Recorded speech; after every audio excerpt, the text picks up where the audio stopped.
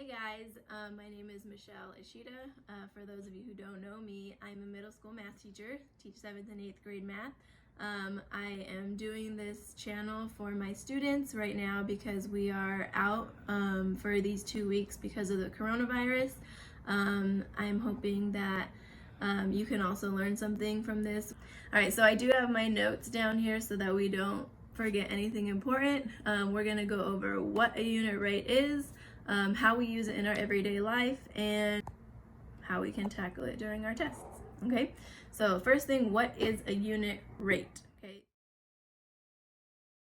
unit rate comes from two different words. The word unit is a measuring tool. So what we're measuring, are we talking about cats? Are we talking about money? So the unit is whatever you're talking about in the problem. A rate is a special type of ratio.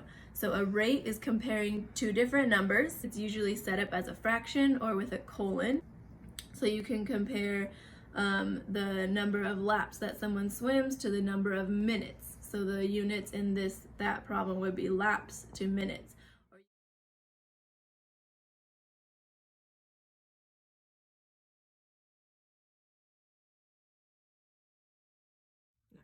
So to find the unit rate for Antonio, the unit rate is going to be how much time does it take him to swim 1 lap.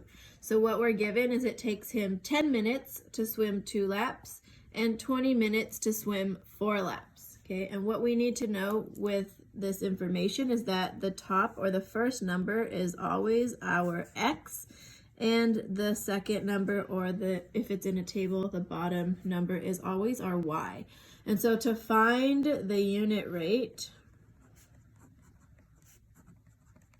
you want to take always your y over your x.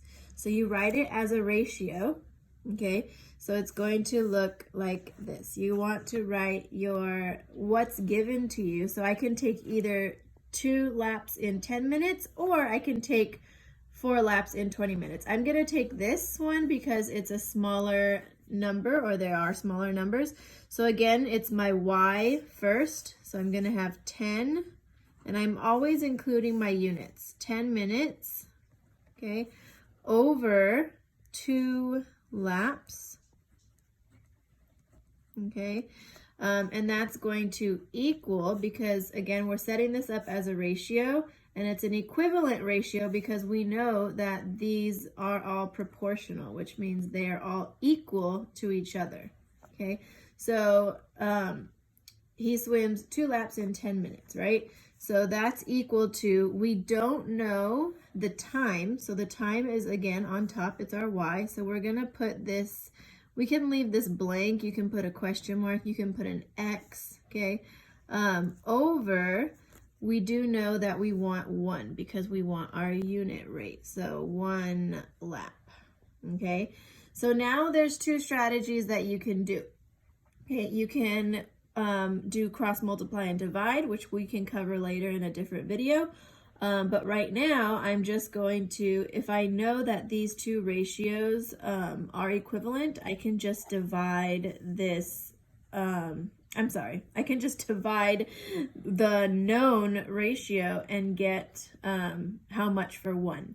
Okay, so I can take 10 over 2, and I can also, like I said, I can also do this with 20 over 4, and I'll show you that I'll get the same answer. But if I do my y, which is 10, and I divide it by my x, which is 2, okay, 10 divided by 2 is going to be 5. So this is where my my answer is going to be. It takes me 5 minutes. At this rate, it takes me 5 minutes to run 1 lap. And now I can fill in my answer there. And let me show you really quick if I had used this data here. It took me, again, my y over my x, so 20 over 4. And we're going to set that equal to, we don't know, I'm going to use x this time, over 1, right? So again, I'm going to divide 20 divided by 4. okay? And 20 divided by 4 still would give me 5, okay? So that's gonna go back into my my x. So x would equal 5, or my unknown would equal 5.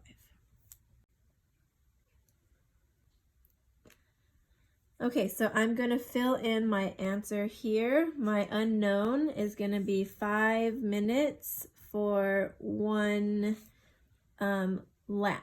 So the reason why we find unit rates again is because we want to know which is the better option. And in this case, we want to know whose is faster, who has the faster time for 1 lap, okay?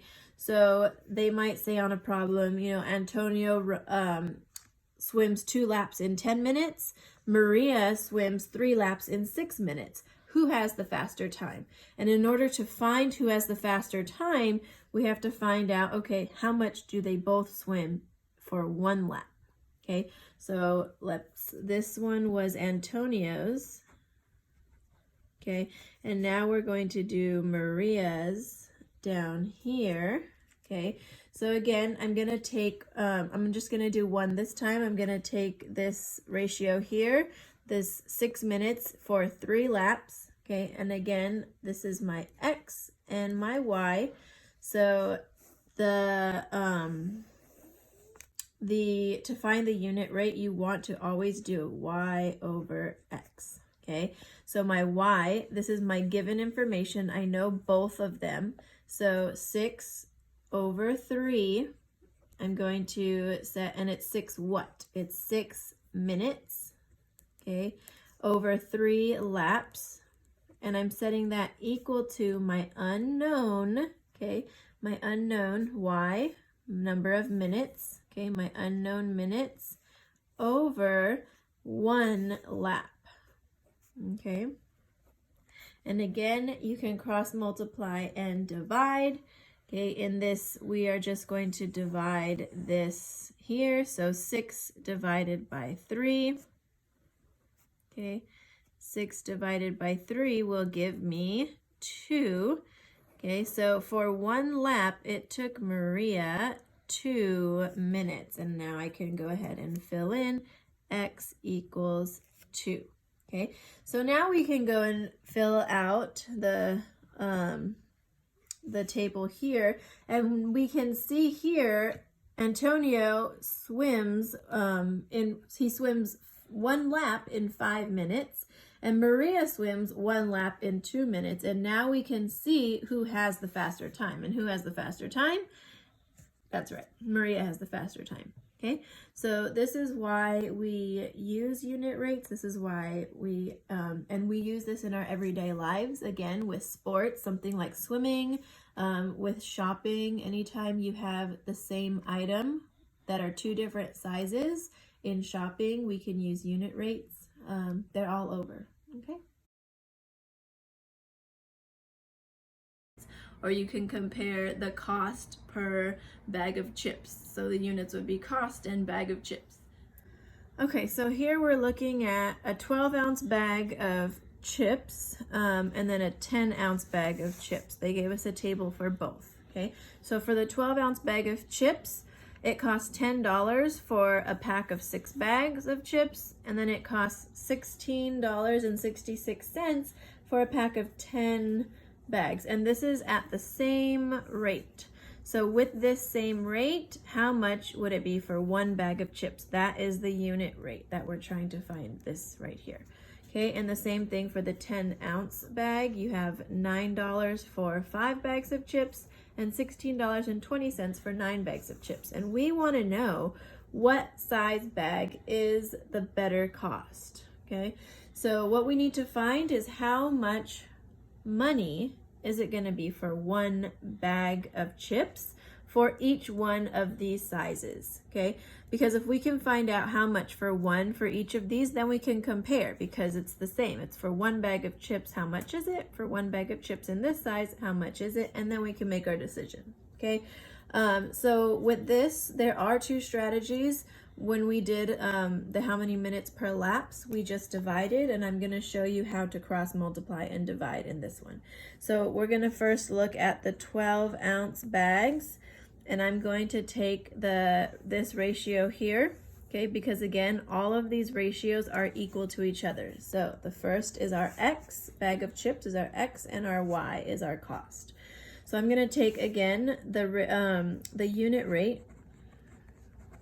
Okay, we look for Y over X. Okay, so I'm going to take my Y, which is 10, and don't forget your unit, $10, okay, over or divided by 6 bags of chips. Okay, so I'm going to put 6 bags. And again, since all of these ratios are equal, I'm going to set that equal to my unknown, okay, because I don't know how many dollars, over 1 bag of chips. Okay, and now to cross multiply and divide, cross multiply just means to take these numbers here. It looks like a cross, so I'm going to multiply 10 times 1. Okay, so 10 times 1, and again set that equal to, and this is where it looks like the cross. Okay, set that equal to 6 times X. Okay, and this is when we simplify, so 10 times 1, we just get 10. Again, bring the equal sign down, and 6 times X is represented by 6X. Okay, so we want to know this unknown number X, because we know 6 bags of chips is $10. So we're just going to divide both sides by 6 because we want this to cancel out. So now this is 1X, okay? And again, this is 10 divided by 6. So that's why on the other, we just simply went straight for the division, okay? But this is an explanation of why. So 10 divided by 6 is going to be $1, or it's going to be 1.66, but in this problem, it's going to be in dollars, right? So we're going to take this 1.66, okay, and we're going to plug that in to our unknown for X, okay? So X is going to equal $1.66. So I'm going to put that in to my 12-ounce bag here. So now we're going to look at the 10-ounce bag, because again, we want to compare which one is the better cost. So for my 10 ounces, again, I have my X for my bag of chips and my Y for my cost. So to find the unit rate, it is Y over X, and it's always going to be Y over X. So my Y, I'm going to take this ratio here, 5 bags of chips for $9. Okay, so I'm going to put my Y, which is $9, okay, divide that by 5 bags of chips, okay, and we're going to set that equal to my cost, my dollars, and we don't know, that's our unknown, so our X over, and we want to know how much for 1 bag of chips. Okay, so this is our setup, and again, we're going to be using cross multiply and divide. So we're going to take this 9 times 1, set it equal to 5 times X. Okay, so 9 times 1, and you can start with either one, but I like to start with the top left, okay, and go down. So we have 9 times 1 here, set that equal to 5 times X. Okay. So simplifying, 9 times 1 equals 9. Set it equal to 5 times X. We represent like this, okay? We want to get X by itself, so we want to change this 5 into a 1. And in order to do that, we need to divide. 5 divided by 5, do both sides, okay? That equals 1. Okay, those cancel out. So we have 1X equals 9 divided by 5, okay? And if you do this, 9 divided by 5, you get X equals 1.8. Since this is money, we're going to do 2 decimals, so 1.80. So that would be $1.80 equals X. So just taking this answer, plugging it back into our equation here, I have x equals $1.80. Okay, so I'm going to plug that in here, $1.80. And now I can see for my 12-ounce bag of chips, if I buy, for this deal here, okay, if I buy one bag of chips, or for every one bag of chips, it's going to be $1.66. Okay, so if I take this and I multiply back $1.66 times 6, I'm going to get 10. $1.66 times 10, I'm going to get $16.66. Okay, so this, which one is the better deal? For one bag of chips, would you rather pay $1.66 or would you rather pay $1.80? Tell me that in the comments. Which would you rather pay for a bag of chips? Okay, so we can see here that the lesser cost is this for the 12-ounce bag of chips. So what size would we rather buy? I think I'd rather buy the 12-ounce bag of chips. Okay. When I teach my students to think of unit rate, I think of how much for one thing. So I hope you guys learned a little bit about unit rates today. I did say, if you stuck around to the end of this video, that we're going to have a little competition. If you guys, I know right now, especially being this time that grocery stores are overcrowded and filled with a lot of people, which we shouldn't be around right now, I would say don't go to the grocery store to look up these things. But if you do go online and you go to Walmart.com or any website that sells grocery related items, Amazon, anywhere, you're gonna leave it down in the comments, your answer, but your task is to find an item that are two different sizes, okay, and you're gonna tell me how much those items are per how many ounces. So if you find a can of beans that's $2.97 for 12 ounces, and then you find another can of beans, it has to be the same item but different size. Okay, so if you find another can of beans that is for $6.99 for like 50 ounces, then tell me what you found, those two items that you found, and their unit rates, and tell me which one you would buy. Okay, would you buy the cheaper one or the more expensive one? All right, and then leave it down in the comments.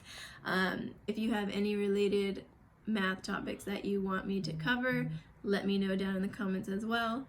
And everyone from Arts in Action, we miss you. Miss Adelia and I miss you. We hope to see you guys soon. Hope you're healthy. Stay indoors. Keep your family safe. Keep your family healthy. And we'll see you guys soon. Okay.